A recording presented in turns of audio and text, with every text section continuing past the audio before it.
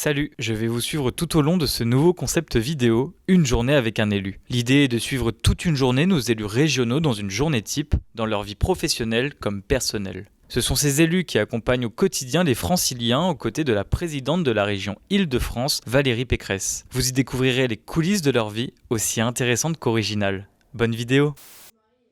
Tout est parti d'une boîte, une simple boîte. Sans un élu pouvait être tiré, et l'heureux élu, petit jeu de mots, comme vous avez pu le voir dans le titre, n'est nul autre que Benoît Solès. Sur ce j'y vais, je vous laisse en compagnie de notre spécial guest. Moi, c'est Benoît Solès et je vais vous raconter mon histoire. Je suis né le 5 septembre 1972 à Agen, dans le Lot-et-Garonne. Enfant, j'étais pas forcément ce qu'on imagine d'un futur comédien. J'étais plutôt timide, sensible. Je me suis rapidement intéressé à tout ce qui concernait l'archéologie, et en particulier l'égyptologie, parce que voyage en Égypte, enfant, adolescent, et longtemps j'ai voulu faire ça. J'ai commencé la politique il y a bizarrement assez longtemps, parce qu'il y a eu des rencontres. Alors, il y a eu une première rencontre en vérité, qui va peut-être paraître étrange à beaucoup, c'est celle de Bertrand Delanoë. La seconde rencontre, c'est celle d'NKM, en prévision de sa campagne municipale de 2014. Très rapidement, Nathalie m'a proposé de travailler sur son projet culturel. Un des faits marquants de ma vie politique était... Le fait marquant, c'est la chance d'être élu. Le fait marquant, c'est d'avoir vécu une défaite, celle des municipales, même si j'ai été élu moi, mais évidemment on a perdu, et puis d'avoir vécu la victoire de Valérie en 2015, et puis sa réélection par la suite. C'est des moments forts, ça. Aujourd'hui, je suis un homme heureux parce que j'ai la chance de faire mon métier. Ça, c'est la chose la plus importante pour moi. Il y a beaucoup de comédiens qui souffrent de ne pas travailler. Et moi, j'ai la chance de travailler depuis des années. Et donc, je suis très, très heureux de m'être accroché, de m'être battu pour faire le métier que j'aime et d'avoir réussi, au moins avec cette pièce, et j'espère avec les autres, à toucher le public. Maintenant que vous connaissez un peu mieux Benoît, nous pouvons commencer la journée. Vous êtes prêts? C'est parti!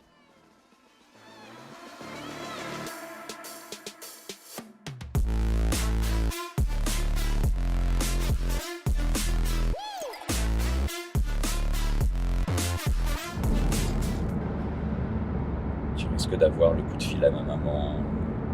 Je suis dans ce genre-là. De toute façon, un samedi matin, ça va être calme. Professionnellement, ça va être calme. Notre journée démarre sur les chapeaux de roue avec un planning serré, nous avons dû rapidement nous mettre en route. Nous allons ce matin à Milly-la-Forêt, en Essonne, à la maison Cocteau. C'est la maison qui était celle de Jean Cocteau, celle où il a vécu. Après quelques coups de fil à des amis, à sa maman et quelques problèmes de réseau, Allô, allô.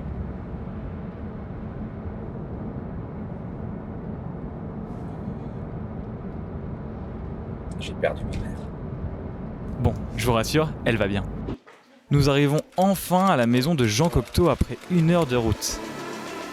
Allez, musique!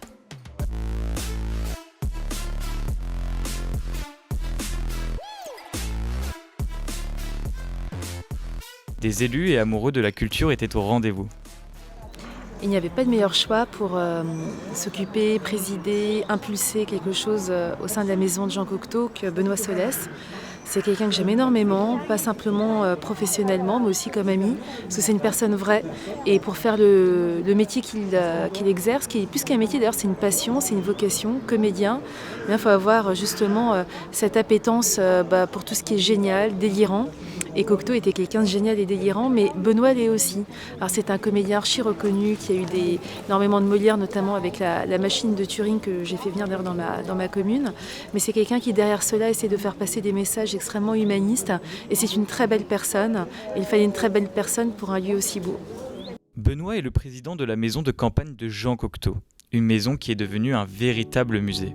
On y retrouve ses pièces de vie figées dans le temps, mais aussi des créations originales de l'artiste et des pièces rendant hommage à ses œuvres. L'arrivée de Valérie Pécresse sonne le début de la première visite après un long moment de fermeture causé par la crise sanitaire. Le tout suivi d'un petit discours. Je voudrais remercier tous ceux qui se sont mobilisés pour ce projet et je commence évidemment par la sénatrice Laure Darcos et par le président du département de l'Essonne, François Durovray. Je voudrais dire que je suis très heureux d'être auprès de vous, au milieu de vous, parce que cette maison, elle est magique, elle est magnifique.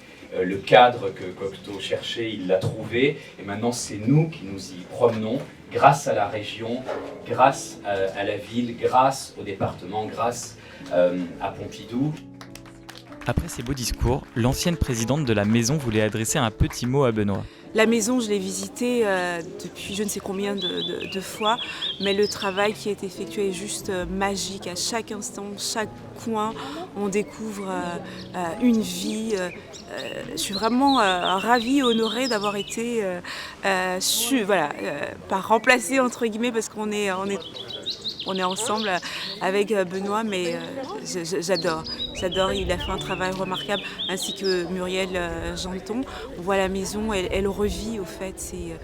Je me répète, c'est un bonheur. Bravo Benoît, je suis tellement fière d'avoir été succédée par un président tel que toi. Le monde du théâtre était également présent devant nos caméras.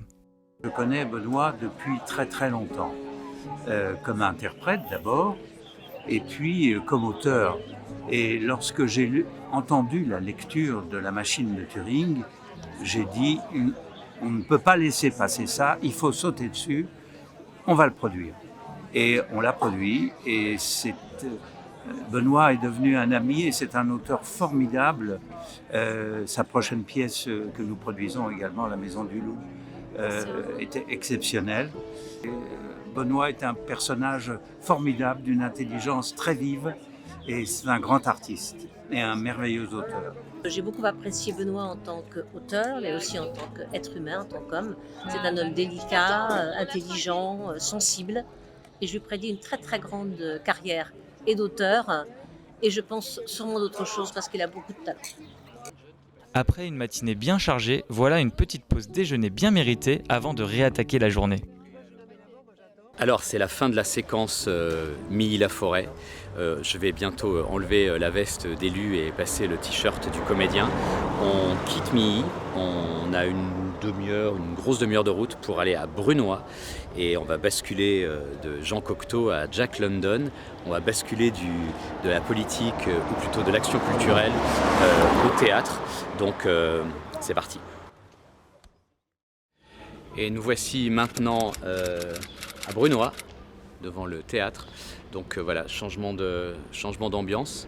Et on va voir maintenant ce qui se passe dans le théâtre, montage technique, installation du décor. Et c'est parti. Bon, parfois, tout ne se passe pas comme prévu. C'est le grand jeu, quand tu arrives dans un théâtre pour travailler, c'est que c'est fermé, puisque ça ouvre le soir. Ouais, coucou mon Denis, je suis arrivé. Ouais, ça va et toi ? Je suis devant l'entrée du théâtre. Ce soir, Benoît va jouer une avant-première de sa toute nouvelle pièce, La Maison du Loup. Le premier confinement m'a permis d'écrire la pièce et pendant le second de la peaufiner. Et à la foulée, quand on a réouvert, on a pu répéter, monter le spectacle, le créer l'été dernier. Et là, on est comme je l'ai dit tout à l'heure, on est dans les premières dates où on le tourne, où on le fait encore progresser avant de le présenter à Paris l'année prochaine. Voilà, donc c'est des moments émouvants parce que, surtout après Turing, qui a été un grand succès, je me sentais un peu attendu au tournant. C'est comme, puisqu'on peut faire l'analogie avec la politique, puisque ce matin on est dans un contexte plus politique, c'est comme si tu as fait un premier mandat, même très bon, même que tu as été très bien élu, même que tu as été jugé bien, il y a un moment, il faut retourner devant les électeurs, et nous c'est pareil, la comparaison s'arrête à un certain moment, mais en tout cas, après un succès comme Turing, c'était comme un bon mandat bien réussi, il y a un moment, il faut se représenter devant le public avec autre chose, et là c'est La Maison du Loup. Et pour moi, c'est pas évident parce que c'est une histoire que j'écris, que je joue, qui moi me parle, mais on ne sait jamais si ça va toucher les gens. Arriver aussitôt dans la journée permet de bien se préparer et surtout de bien se reposer avant la représentation du soir. Tu veux la voix ? Il est un instant du soir qui n'appartient plus au jour, mais n'est pas encore la nuit. Les chiens de berger guettent la venue des loups, alors que le soleil et la lune se poursuivent dans le ciel. C'est un instant propice aux confidences, aux récits de voyage, aux désirs de conquête. La loge est un lieu propice pour refaire le monde avec sa partenaire de scène, Anne Plantet. Le son de vie. Je travaille en ce moment avec Benoît dans La Maison du Loup, dans laquelle il m'a écrit un rôle absolument merveilleux. Et il l'a fait excessivement bien aussi parce que c'est mon ami depuis toujours et qu'on se connaît depuis que j'ai 7 ans. On était dans le sud-ouest ensemble en cours de théâtre. Et c'est une amitié de longue date et c'est quelqu'un d'extrêmement fidèle, généreux, attentif, qui s'engage aussi et à la culture, notamment auprès de la région Île-de-France. C'est comme ça que vous le connaissez beaucoup, mais Benoît, c'est une passion totale pour ce métier qu'il fait depuis toujours. Et c'est un partenaire merveilleux et un ami précieux. Quelques minutes avant le début du spectacle, près de 400 personnes sont attendues dans la salle. La tension est à son comble. Personne ne mérite la mort. Pas plus Perkins que Heimer. Je condamne autant le meurtre d'un receleur par soif de vengeance que celui de son assassin par désir de justice. Ça ne va pas? Je restais assis trop longtemps. Je me demande ce que vous avez fait pour mériter 15 ans de prison. Mensonge. Mensonge. Ce Harry voulait simplement obtenir une remise de peine, alors il avait lâché un numéro, et comme ça, au hasard, c'est le 766.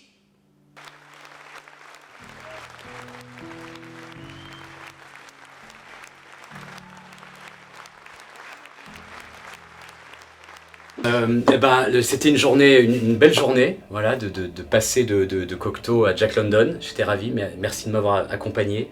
Et petite pression ce soir pour moi sur scène de vous savoir dans la salle, mais ça s'est bien passé. Et voilà, je trouve que c'est une super idée. On a envie de mieux connaître nos élus. Et moi, je suis très impatient de découvrir, de suivre comme ça à travers votre programme les autres élus. C'est la fin de cette vidéo, j'espère que ce nouveau format vous aura plu. N'hésitez pas à commenter, liker et partager, c'est très important. On se retrouve dans un nouvel épisode. Allez, salut!